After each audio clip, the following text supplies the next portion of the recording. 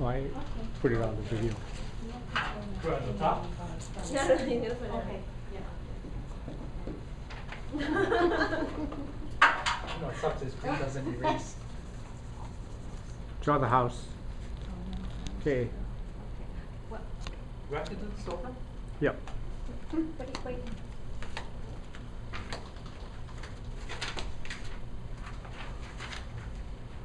What is that? H5. Okay, who read H5? Okay, I read again. Sorry. All right, you guys ready? Ready? You have to ask the. Yep. Okay. So H5. H5, seller's right to cancel. Should buyer fail to satisfy any obligation under paragraph H-2, H-3, and or H-4 within the time period specified, seller may elect to terminate his purchase contract pursuant to paragraph O-3. O-3. Good. Very good. So remember to keep your timeframes in check and make sure your buyer is actually doing everything that's necessary to meet those timeframes. Good. H6. Confidentiality. Seller and brokerage firms shall hold in strict confidence any information provided by buyer as evidence for verification of cash funds and any other financial information provided under Section H. Okay, pretty self-explanatory. If you're representing buyer, you always want to keep in confidence all the information that they give you. It's not public, it's always private. Make sure you protect your buyers that way. Okay, any questions on Section H? If not, we're going to go on to Section I, which is seller's obligation to disclose and the disclosure statement. So we'll start off with I-1. Henry. Okay. Seller's obligation to disclose.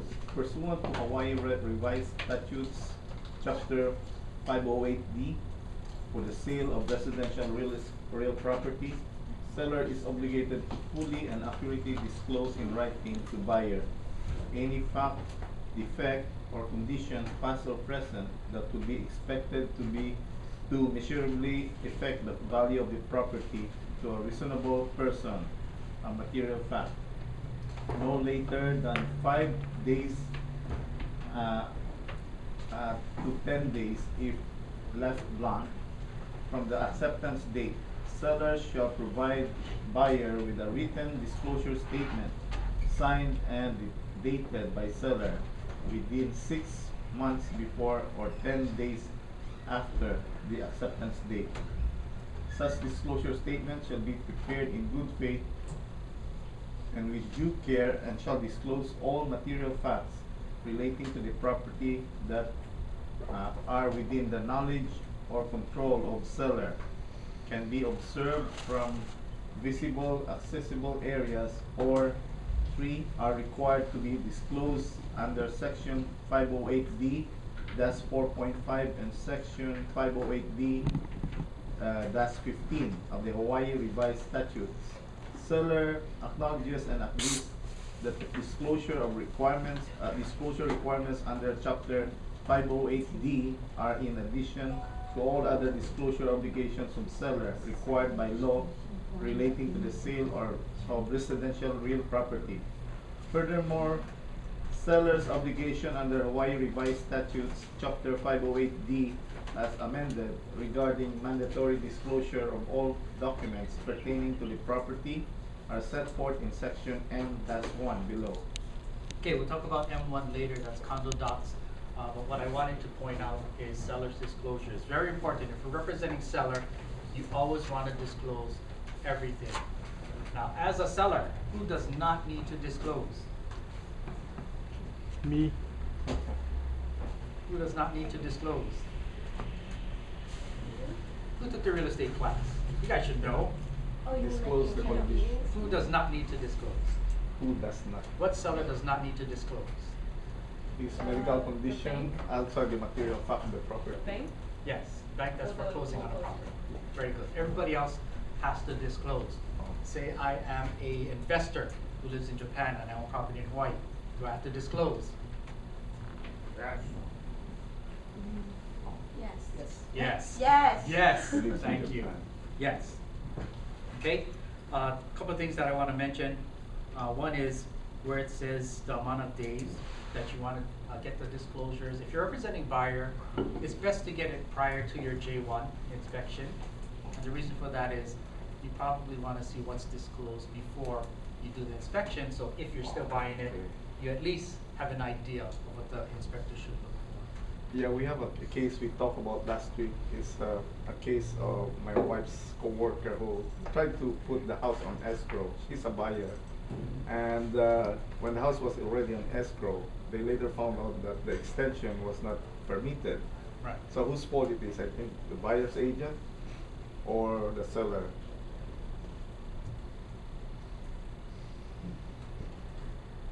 I don't think it's anybody's fault. It's just a matter of Because if it the- should have been brought up sooner than later.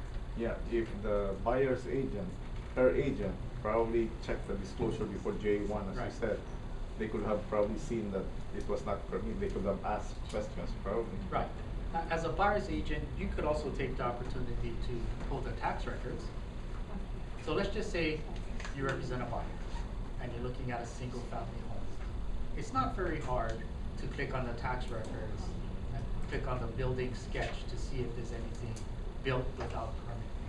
So typically what you want to do if you're showing property is just to check before you even show it, right? Especially if your buyer has or is going to do FHA or VA financing. Because we know that if it's not permitted, they're not going to fund, right? So if my buyer was FHA or VA and they were interested in a house, I take that extra step to see if everything's permitted. Because it would really suck if you show them that property and they love it. They fall in love with it and they can't buy it because they're going to FHA or VA, right? So save yourself the heartache, do a little bit of research, and check to see. Just like condos, right? If you're going FHA condos, what's necessary? Anybody? That's the FHA approved. FHA approved, what else?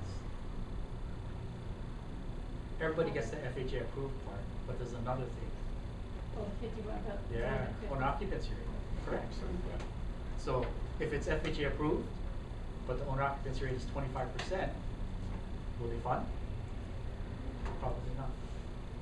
So all that you can do up front and save yourself heartache just by saying, oh, we can't look at that property because we're going FHA and it's not either FHA approved or the owner occupancy rate is. So if the buyer withdraws, who's liable? So if the buyer withdraws due to the fact that they got a disclosure saying that it's not permitted, that's fine. That's fine. But nobody is liable? His agent, buyer's agent, or the seller? Not Well, at least they disclosing caught it before closing, so that's good. But the buyer, I guess, lost some sort of an inspection or whatever. Right. it is. Right. So again, it varies on what can happen. It's just a matter of, as a buyer's agent, what you want to do is kind of make sure that it is FHA. And the buyer can dispose of his agent then for not performing the job well. If they choose to do so, yes. Okay?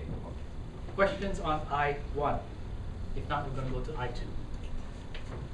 Click that off, What was that? that notification. I thought this was going to take an hour. Or was I wrong? Okay, I-2. Who's next? Who did I-1? Oh, Richard. I-2. Seller's obligation upon later discovered information.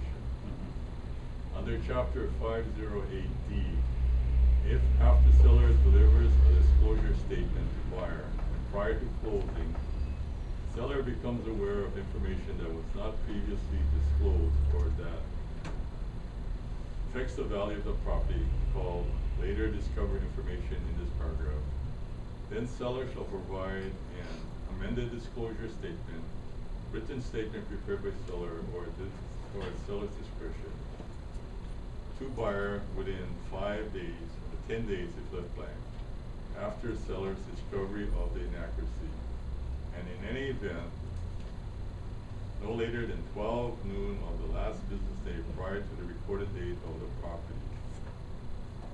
Buyer's rights upon discovery of later discovered information and or receipt of the amended disclosure statement are found in paragraph I-4.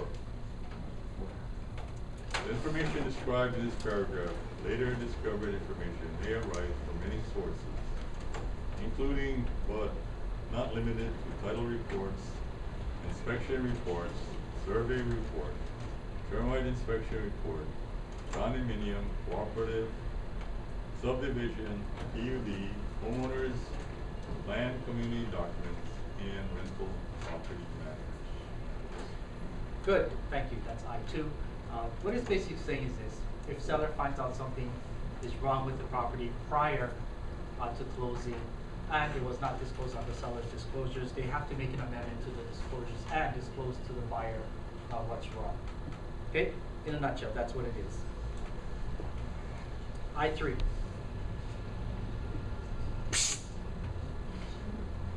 You have a remote? I3. Okay. Seller's disclosure is not a warranty. The disclosure statement is not a warranty of any kind. Under Chapter 508D, the disclosure statement shall not be construed as a substitute for any expert inspection, professional advice, or warranty that buyer may wish to obtain. All right, pretty straightforward. It's not a warranty. It's just an idea of what's going on with the property. So don't take it as warranty. Don't even take it as fact, because when a seller discloses, we don't know what they really know, and that's why we hire the professionals in order to find out what's going on with that property. Good. I4. Buyer's rights and obligations upon receipt of disclosure statement or amended disclosure statement. A. Upon receipt of the disclosure statement or amended disclosure statement, buyer shall provide seller with a written acknowledgement within X days of receipt. Okay, stop. So all that is a receipt for seller disclosures. As a buyer, if you get it, make sure you get the receipt from the buyer saying that they did receive it. Good. Next. B. Upon receipt of the disclosure statement or amended disclosure statement, buyer shall have X days or 15 days if left blank to examine the disclosure statement or amended disclosure statement and to rescind this purchase contract. Should buyer elect to rescind this purchase contract, buyer must give seller or seller's agent written notice of such rescission within the specified time period, and the termination provisions of paragraph 02 shall apply. Okay, good. So sellers give buyers seller's disclosures. Whatever the amount of time that's put in there is the amount of time that they have to review it. In the event that the buyer chooses not to move forward, they would have to give written notice to seller saying they're going to cancel because of that. Okay? Questions on I4? If not, let's move to I5. Can't you just click it for me? Okay, I5. Buyer's rights and obligations upon later discovered inaccurate information. Upon discovery by buyer that the disclosure statement or amended disclosure statement fails to disclose a material fact or contains an inaccurate assertion that directly, substantially, and adversely affects the value of the property, and if buyer was not aware of the foregoing failure or inaccuracy, buyer may elect to rescind this purchase contract within the earlier to occur of 15 days after discovery by buyer of the failure or inaccuracy, or 5 days or 15 if left blank of the receipt of an amended disclosure statement correcting the failure or inaccuracy. If buyer elects to rescind this purchase contract, buyer must give seller or seller's agent written notice of such rescission within the specified time period, and the termination provisions of paragraph 02 shall apply. This paragraph does not change seller's obligations under paragraph I2. Good. In a nutshell, what it's saying is this: seller discloses or forgets to disclose something, and there's later discovery of inaccurate information, the buyer actually can cancel. The buyer can actually cancel. So know the dates. Again, we don't put 15 days, we usually make it shorter. 7 would probably be a better number, and that's to make the offer stronger. Good, I6. Who's next? Karen. Buyer's remedies regarding mandatory seller's disclosure statement. If seller fails to comply with paragraphs I1 or I2, buyer may elect to complete the purchase of property. When buyer is provided a disclosure statement or amended disclosure statement, and buyer decided to rescind his purchase contract, buyer should not be entitled to any damage, but should be entitled to the return of all deposits, and in such case, buyer's deposit should be immediately returned. If seller negligently fails to provide the required disclosure statement or amended disclosure statement, seller shall be liable to buyer for the amount of actual damage suffered as a result of seller's negligence. A court may also award the prevailing party attorney's fees, court costs, and administration fees. Buyer's right to rescind this purchase contract under paragraph I4 and I5 should not apply after the scheduled closing date. Any action to rescind this purchase contract under paragraph I4 and I5 should commence prior to the scheduled closing date. Good, I6. So what it's basically saying is this. Buyer can still buy the property if they don't get disclosures. It's really up to them. Again, you want them, the sellers, to disclose, because all the information you can get on the property really helps you determine, or the buyers determine at least, if they want to proceed with the transaction. So it wouldn't hurt to call the seller's agent and say, hey, you know what, we didn't get seller's disclosure yet. Can you at least have the sellers fill out once to get a better idea of the property? Communication, again, is key. And again, we're trying to make the transaction move forward. And that's why we have agents, right? To make sure that we can do so. So a call to the seller's agent asking for seller's disclosures wouldn't hurt any bit. In the event that the buyer does cancel, because they did not receive seller's disclosures, they'll get the deposit. So no worries. Okay? I7, seller's obligation to disclose on non-residential real property. Who's next? Seller agrees to comply with disclosure requirements under Hawaii law for the sale of non-residential real property. Yeah, pretty self-explanatory. Moving on. General disclosures. Paragraphs I through 8A through I8I describe general issues which could affect the property. Buyer should make appropriate inquiry regarding these issues as part of buyer's inspection right under paragraph J1. A. Governmental restrictions disclosure.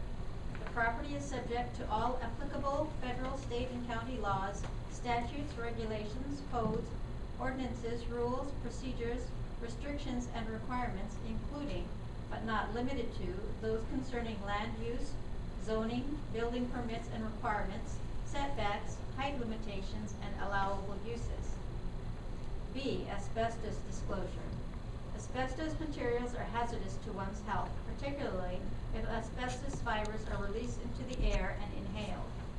In the past, before 1979, but possibly since, asbestos was commonly used insulation material in heating facilities and in certain types of floor and ceiling materials, shingles, plaster products, cement, and other building materials. Buyer is aware that the buyer should make appropriate inquiry into the possible existence of asbestos in, on, or at the property. Structures having popcorn or cottage cheese type ceilings may contain asbestos fibers or asbestos-containing material. Such ceilings should not be disturbed since it could release asbestos fibers in the air. Any disturbance should be done only by licensed abatement contractors. Okay, good. That's good. We're actually not going to go through all of this because it's pretty much self-explanatory. A couple things that I want to point out, though, is governmental restrictions disclosures. You should know that if you're buying a single-family home, there are building restrictions. We don't know what they are because we're real estate agents, not contractors. But you should at least let your buyer know that there are restrictions, and we should find out what they are, if there's any. Asbestos disclosures, again, the date to know is 1979. There may or may not be asbestos. They have that opportunity to check if there is, and it's usually sealing, popcorn sealing, and you can have that tested if they choose to do so. Two other things that I want to point out. One, flood zone. Very important, because if your buyer is buying a property that's in the flood zone, they're going to finance it, flood insurance, pretty darn expensive. Just to give you an example, sold a property that was in the flood zone just next to the ocean. They were paying $6,000 a year just for flood insurance. It actually went up. It went up, and they started paying $9,000 a year for flood insurance. So wonderful property right next to the water, but you pay a price. So, as a buyer's agent, you should always let the buyer know that, hey, you know what, if you're going to finance the property and you're buying something in a flood zone, there are costs involved. Heavy costs, actually, not just $100. It could be more.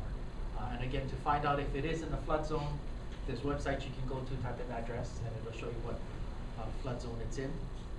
And if it's flood zone is required, one of the best ways to do that if they're financing is talk to the lender and say, hey, we're looking at a property at this address.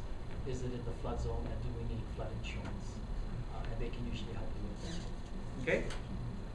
And lastly, lead-based paint. In the event that you're purchasing a property that was built prior to 1978, there may or may not be lead-based paint. There's tests you can do. There's inspectors that you can hire. For most people, it's not that much of a big thing, but with people with kids, it is a big thing. Because what I understand is lead-based paint peels, the kids eat it, and it's very sweet. And that's how they get brain damage. So, you always want to be aware of that, especially if they have kids. And if they're showing concern, you should always say, you know what, this probably best to get a lead-based paint test, just to make sure that it is or it isn't. Okay?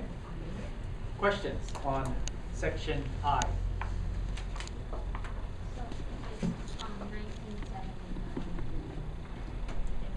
It was built 1979. Before 1979, yes. So 1978. There's a paragraph here, sex offender registration. Where do you Yes. get those? Online. Or you just go online? Yep, you can go online, type in your address. You go to that sex offender website, type your address. It's kind of scary because it basically shows you, we just did this actually a couple months ago, where we typed in an address. Actually, it was Kaimoki, believe it or not, and there was over 100 sex offenders in that neighborhood. That So means they're arrested already? they got convicted. Convicted. Yes. So they already got convicted, which means they're a registered sex offender. So as a sex offender, you have to register, right? So for I'm telling you. this is really important for families with small If it is kids. important, you want to Yeah. direct them to where they can actually find out if there is or there isn't. For those of you who have never looked at the sex offender website, what it basically does is you type in the address, and it gives you like a radius of all the sex offenders in that address. And then if you hover over it, it'll actually show you the person's face. The person's face, which is good, I think. And I believe there's a website that actually shows you what car they drive and their license plate. Even which I their think address, is different. their address. Yeah, where they how live. close it is to your Yes, place. it'll show the address where they live. Wow. So for some people, it's very important. Yeah. And if they show concern, yeah, you should absolutely let them know that there's information out there that can tell you.